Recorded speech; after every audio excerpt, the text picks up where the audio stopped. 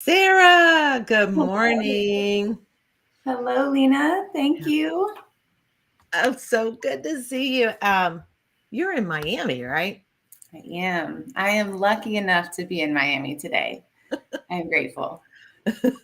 Yeah, you were just teasing me about this pollen cloud here in Houston. Sorry about that.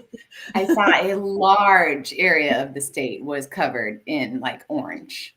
I Oh, yeah. apologize. I know how that was. I lived in Houston for 13 years. So I'm still new to Miami. I'm sure that I'm going to have my own interesting situations here. Thankfully, I moved in a great time, like in September, when I just get to enjoy a very mild winter. Oh, Works for me. okay. Yeah. Yeah. Yeah. And Well, you're spring. kind of familiar with that, right? Because you went from Houston to there, right? I did. Yep. What were you doing? What were you doing here in Houston? Tell me about that. So for the whole season time I lived there, I was working in nonprofit mainly. That various ones throughout the time, and in nonprofit even before I moved there, actually. So pretty much my whole career, like 17, 18 years, Yeah. up until now, up until it's kind of, I am sort of still, and that's it's a cool blend, I feel like, at this point that I'm grateful for. Um, so yeah, I have one foot in that world still. Yeah, I gotcha. So I think I kind of understand. I'm gonna refer back to part of about you. You were a nonprofit for like 18 years, Mhm. and part of that was even at Ronald McDonald House, right? Is that right? Yes, I Yeah, was there most recently before I switched. yeah. Yeah. And you've been in social work, youth ministry, lots of different things, manage volunteer programs. Mhm. And I'm seeing so many things, consulting, Mhm. instruction on software products, Yeah. and you found working with your hands the way to create space for processing and healing in life and serving as an outlet amid Mhm. heavy experiences. That was so powerful to me when we talked about that before. And the thing that you were doing with your hands, quite interesting. You've got to talk about that because it's just Yes, so unique. sure. So yeah, as you mentioned, Lena. So the entire career in nonprofit, it can be heavy, right? Like many fields, you see things that you want to help with, but maybe you can't do everything, and you want to help people, and it can be really tiring and it can be heavy because you see situations that are hard. And so, as a personal practice of balance, I've always had art as my outlet. So for several, I would say, and even to balance things personally. So I had a season where I had lost several people. So as a response to grief, actually, I started doing a couple things. One of those things, I had unfortunately lost several people in my family over a span of like 3, 4 years. And then we had our first niece. So the first plus, we were going in a good direction again. We Yeah. were adding in life into the family. And so I got so excited about having my first niece that I started sewing baby clothes. So that became accidentally my first business, in that I just started doing it for her, hand embellishing baby clothes. I tried a few different ways. I wouldn't repeat the first few; they were not great. But during that season of life, a lot of my friends were having either babies themselves or nieces, nephews, and we wanted to celebrate new life, right? And so Mhm. it turned out that I kept, got requests for them, and then it started to be a little side hustle, if you will. I would go to art markets and pop up and sell my baby clothes, and I had them in a few stores as well. I was so grateful. I didn't really know what I was doing. Like you said, my background's in social work, right? Not not fashion design nor business, but for me, it was hand sewing. I've self taught. Actually, my great grandmother taught my mom, and then she taught me to sew when I was growing up. And so it had been something that I was familiar with. And it ended up being a really great outlet for me to sit there and sew and let my mind rest. while my hands created. Yeah. Mm. So for about 9 years, that was my outlet of choice. So if I wasn't working by day, at Ronald McDonald House or other nonprofits, I would, on the weekends, on the evening, I would be sewing. So it was a little bit unexpected, even for me, Mhm. that it became something popular. So what I would do was take old neckties, deconstruct them, and upcycle them into little bow ties, neckties, and little pockets Oh, on onesies. So that that is what I was up to. that's a fantastic story. What a way to get through things and then get to the creation, relieve stress, go through grief, Mm-hmm. bring a product, a beneficial product for babies, Mm-hmm. and to get to where you are now, Mm-hmm.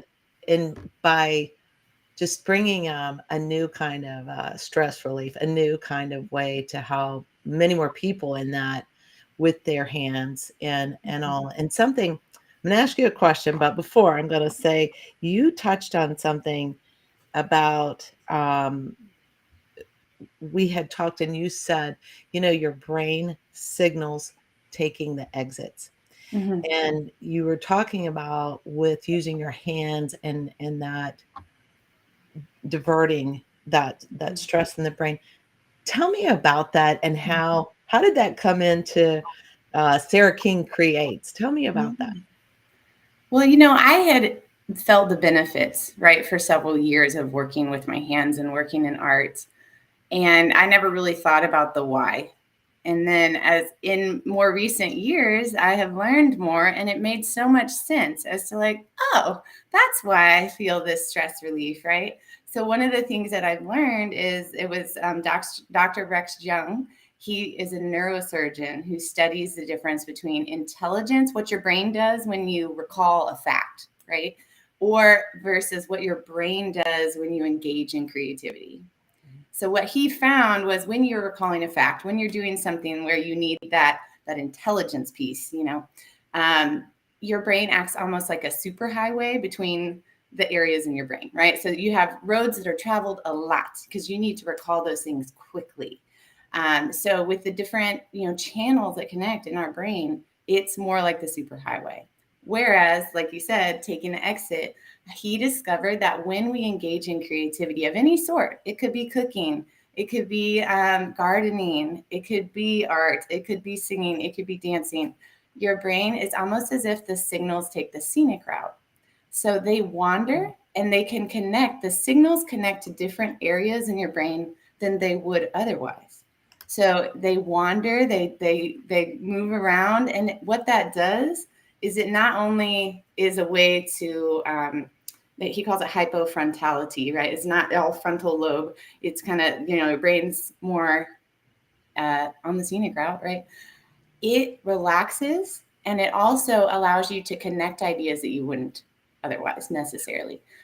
So has that ever happened to you? Like you'll be walking or doing, something else or taking a shower even, and an idea comes to you?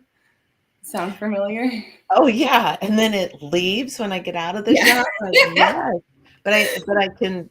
You feel like you're not, you know, that your brain is acting in a different way, or just like you said, doing something different. Mhm. Um, that's fantastic.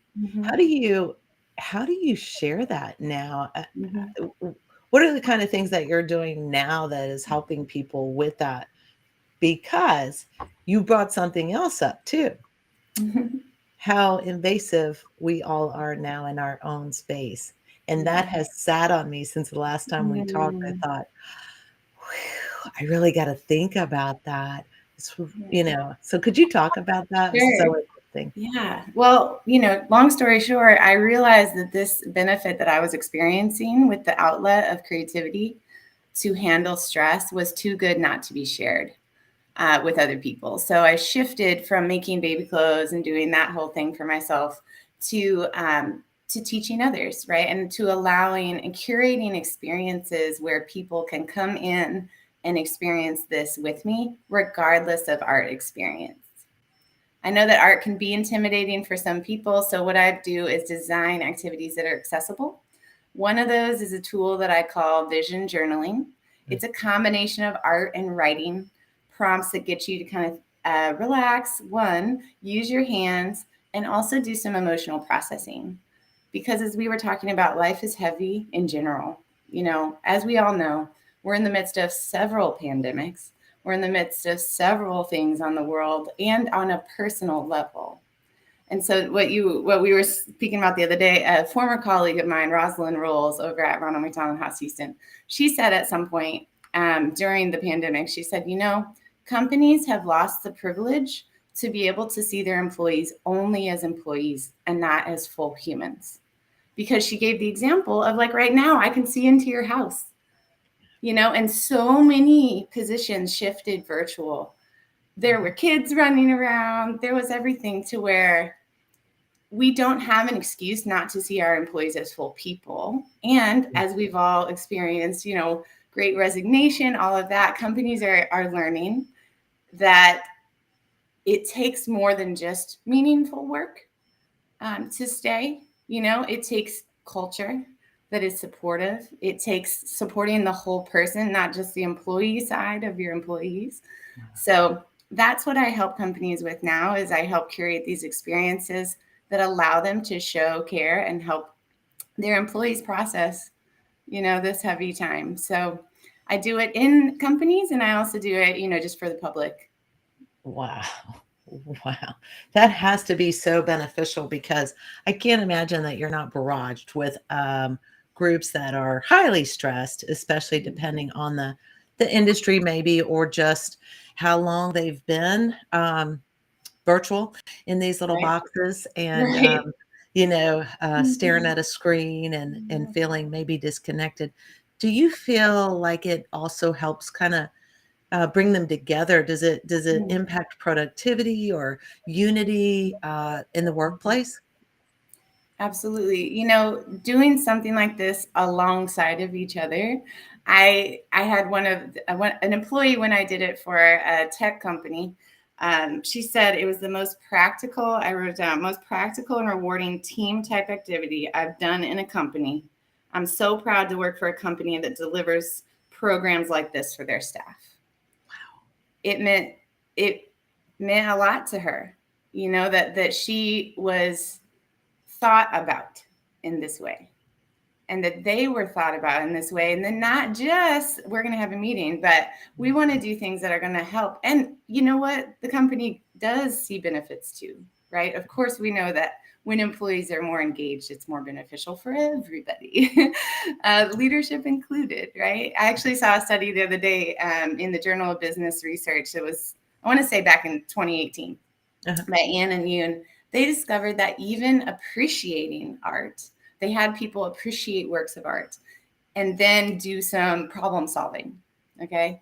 So if the folks that had the opportunity to appreciate works of art first, they were better in problem solving. They showed more creativity. They showed more innovation.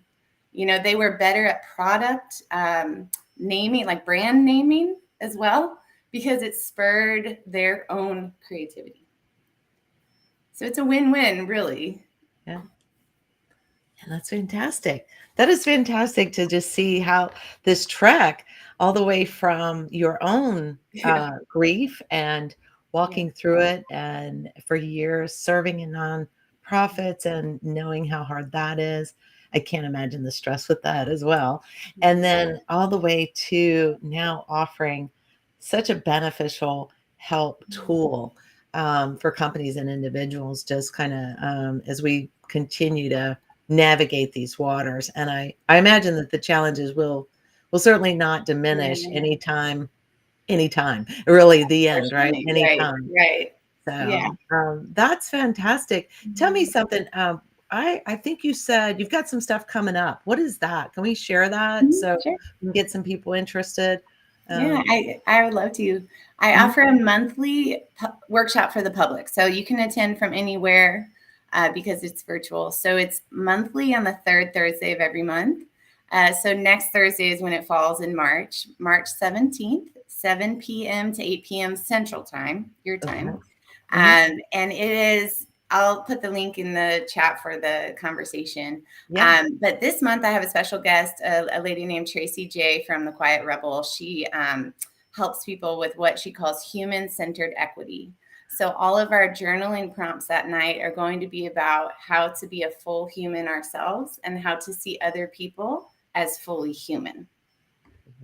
Right. So Wow. I love having special guests, and I'm so grateful to be here and just collaborate, because there's a lot of things going on in the world.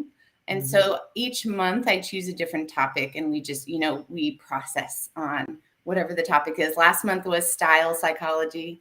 The month before that was, vision and planning and dreaming. So yeah, Oh, but so March 17th, 7 p.m. to 8:30 p.m.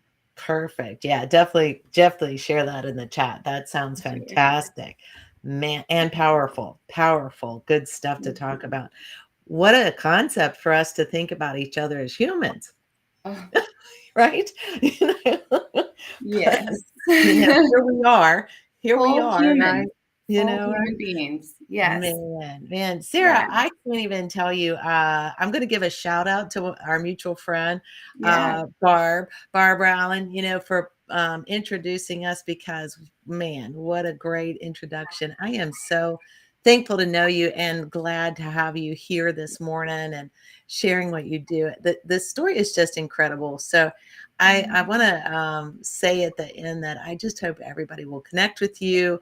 And a lot of times we don't necessarily get seen live as much as we do on the replay. So that'll be great. And be sure to put those links in the chat For for sure. what you've got coming. Yeah. And I just want to appreciate you. Thanks for showing up, and have a great rest of your day. I'll be talking to you again soon. Thank you. It's so good to be here. I appreciate the invitation, and I hope that we continue to be in touch. Yeah. Sounds good. All right. I'll talk to you later. Bye.